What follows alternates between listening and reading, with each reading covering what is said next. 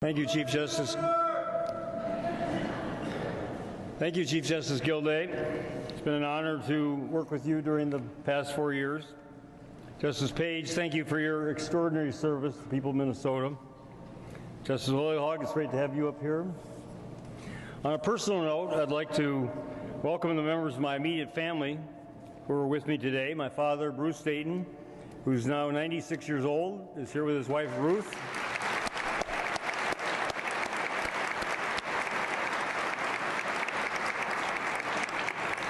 My brother Brant and my sisters Lucy and Ann have traveled from New York City and Helena, Montana.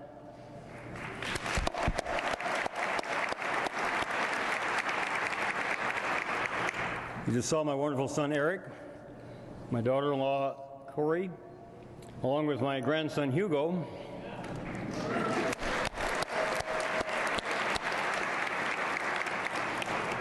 Hugo makes 4 generations of Daytons who are here today. I want to give special thanks to my father, Bruce Dayton. Dad, you've been a guiding light throughout my life. I would not be standing here today without your love and support. Thank you.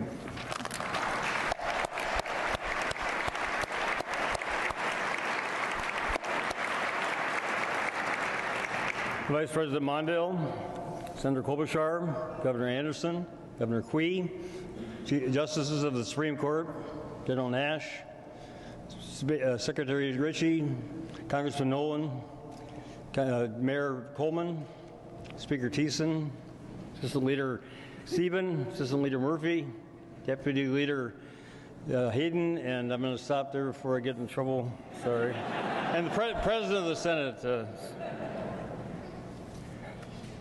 Other distinguished guests, and my fellow Minnesotans. I thank you for the opportunity to serve as your governor for 4 more years. I especially want to thank you who voted for me and placed your trust in me. I will do my very best to serve you well. I will do my very best to serve all of Minnesota well.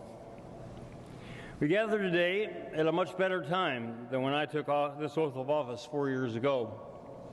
Back then, both our state and our nation were struggling to recover from the Great Recession. Minnesota's unemployment rate was 6.8%. Nationally, it was 9.1%. Since then, our country's economy has improved, and our state has helped lead the way. Minnesota's unemployment rate has dropped to a remarkable 3.7%.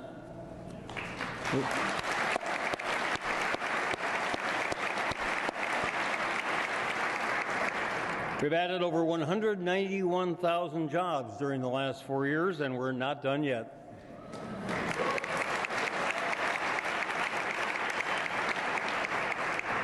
Recently, it was reported that our nation's economy grew at a 5% annual rate during the 3rd quarter, the fastest pace in over 11 years.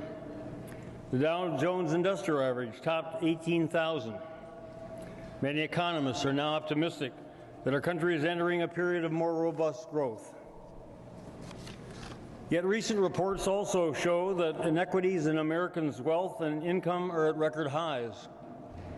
Perhaps that explains the large divide between the new optimism on Wall Street and the persistent pessimism on Main Street, where real wages and median family incomes have continued to fall, even during this recovery. 2/3 of Americans currently believe that our country is on the wrong track. Only 1/4 say it's now going in the right direction. But what is the right direction?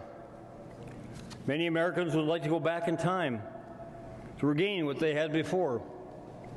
The world, however, has moved into a new era marked by globalization, where companies and countries engage in fierce competition to create the lowest cost production sites in the world and to reap the profits from doing so. This dispersion of economic activity has cost millions of Americans their jobs, their economic security, and their confidence in the future. The world today offers many good opportunities.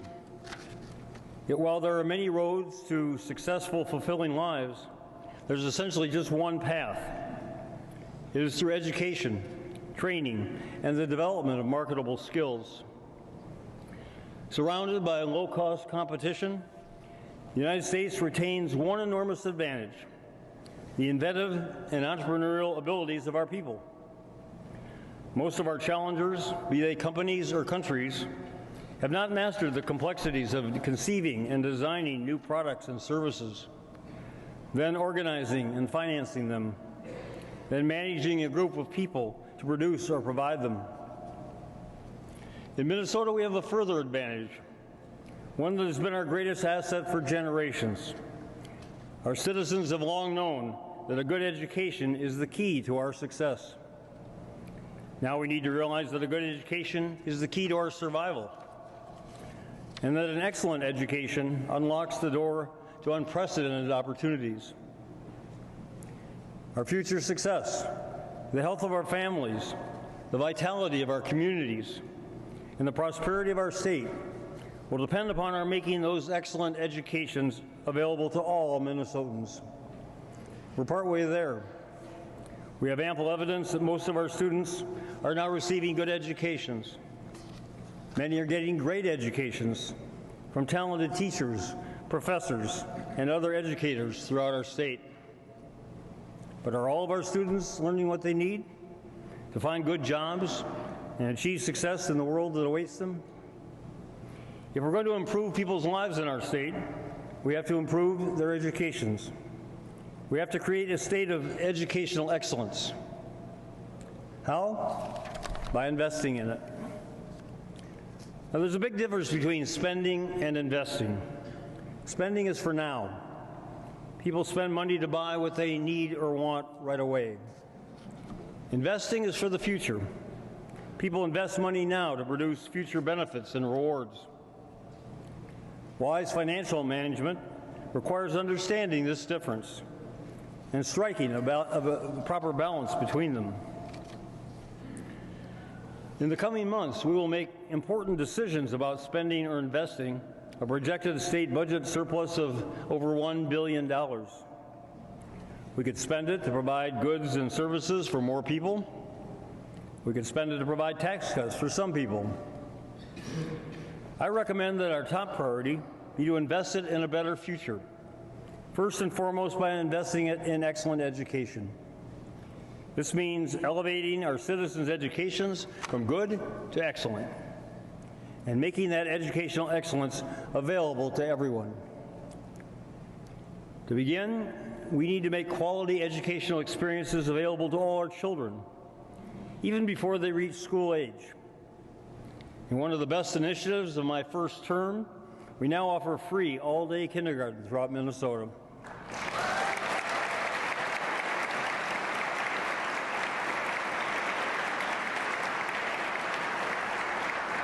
We've created better opportunities for some 50,000 5-year-olds throughout our state to develop the intellectual and social skills they will need not just to survive, but to thrive. This new effort has also shown us the number of children who are not ready for kindergarten.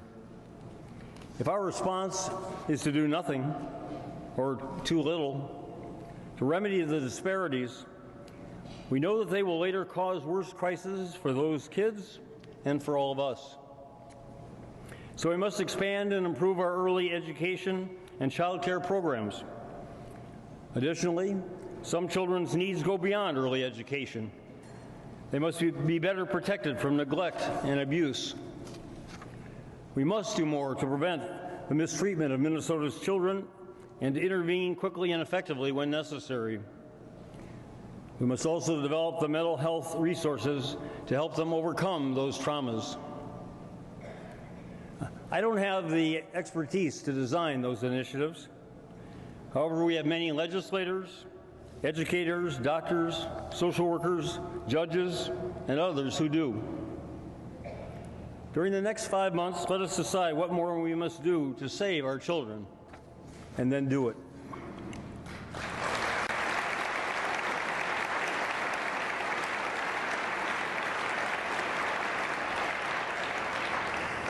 After we get healthier, better prepared children into our schools, we need to elevate their academic experiences. from better elementary and secondary school academics to better emotional support and career guidance to post-secondary educations that will lead to better success. I don't want to spend more education dollars on what is being done now, and I won't spend more on doing less. I'll oppose 4-day school weeks, less time in classrooms, or shorter school years. The era of shortchanging our students' educations is over.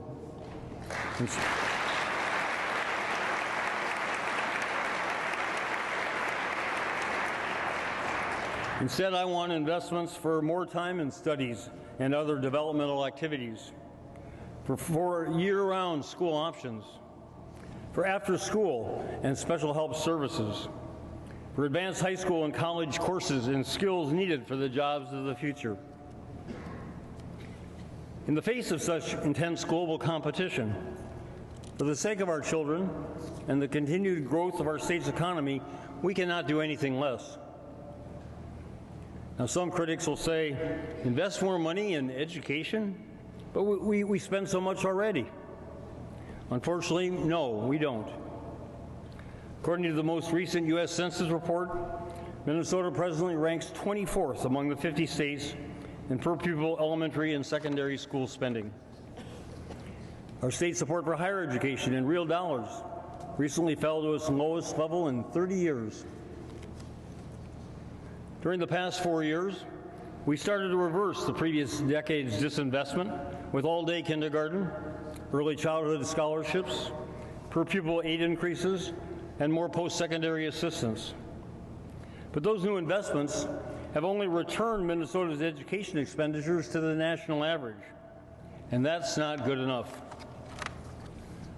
Now, with a $1 billion surplus, the question is not, can we afford to provide Minnesotans with the best educations? The question is, can we afford to continue providing less? And the answer, obviously, is no. For that reason, and for the sake of our state's future, I will dedicate the next 4 years to regaining our state's position as a national and global leader in educational excellence.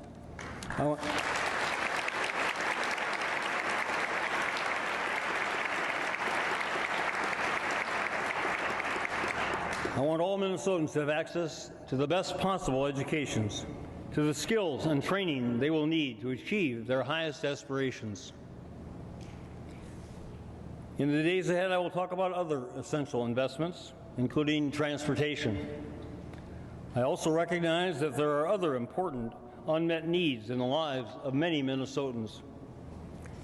I know that many advocates sincerely believe their needs, or their clients' needs, should be our state's top priority and funded accordingly.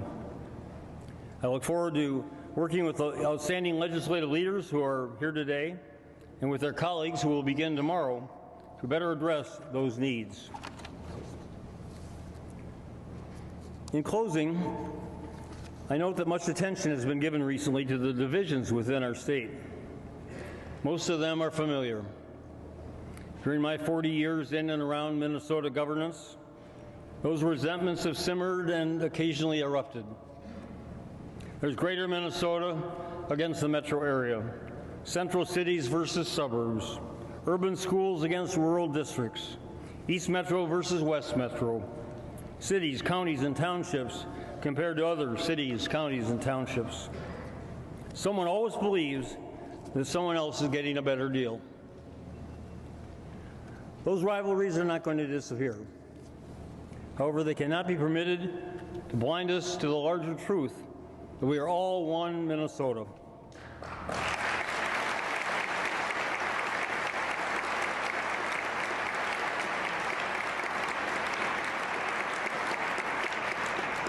What binds us together is so much more important than what pulls us apart. What helps one region usually benefits our entire state. Not always, but usually. Economic growth in one area pays for property tax relief in another. Good farm prices in southern Minnesota boost sales and revenues in metro stores. Shops in Duluth do better when the range is at full production. Better transit in the West Metro adds to the vitality of the East Metro and vice versa. Counties benefit with cities within their borders are thriving and when cities in other counties are thriving. What helps some Minnesotans usually helps all of us. So let's cheer each other's successes and not resent them. And finally, let's remember that not only are we all one, we're also number one. When it comes to promoting Minnesota's virtues, we're too modest. Besides, we're so often focused on what we think is wrong, we forget everything that is right. And if we remember, we're careful not to talk about it. But we do need to talk about it. Not as an exercise in collective self-esteem, but because we're competing with 49 other states and many countries to attract the best and the brightest. Students, scientists, nurses, doctors, mechanics, machinists, entrepreneurs, executives, the talent upon which our future success depends. When it's all added up and all sorted out, most of us live in Minnesota because we want to. We know we're not perfect, but we're very good, and we're getting even better. Let's not forget that our state is often recognized by national and international experts as among the best or even the very best. Casting all Minnesota modesty aside, we should be proud because we are so often the best. And because when we are, we have earned it through smart minds, good ideas, and hard work. Through all of us pulling together and making our state, despite lacking the advantages of ocean beaches or Rocky Mountains or fossil fuel riches, into a place unique and extraordinary. A state upon which we proudly emblazon our motto, La Étoile du Nord, the Star of the North, and bequeath it even brighter to future generations. Thank you.